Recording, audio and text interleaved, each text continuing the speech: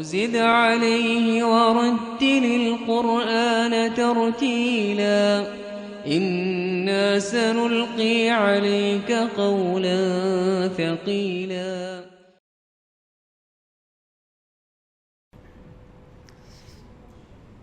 أعوذ بالله من الشيطان الرجيم. أفمن شرح الله صدره للإسلام فهو على نور من ربه فويل للقاسية قلوبهم من ذكر الله أولئك في ضلال مبين.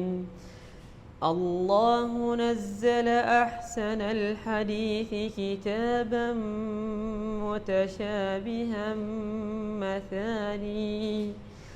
مثانية تقشعر منه جلود الذين يخشون ربهم ثم تلين جلودهم وقلوبهم إلى ذكر الله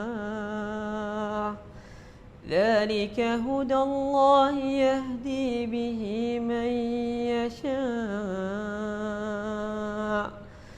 ومن يضلل الله فما له من هاد.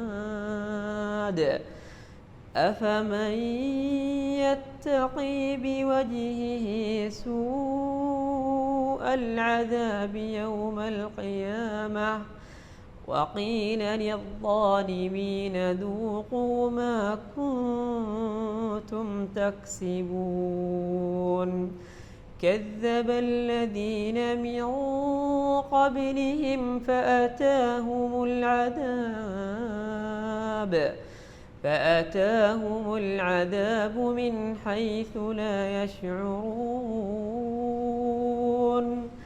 فأذاقهم الله الخزي في الحياة الدنيا ولعذاب الآخرة أكبر لو كانوا يعلمون.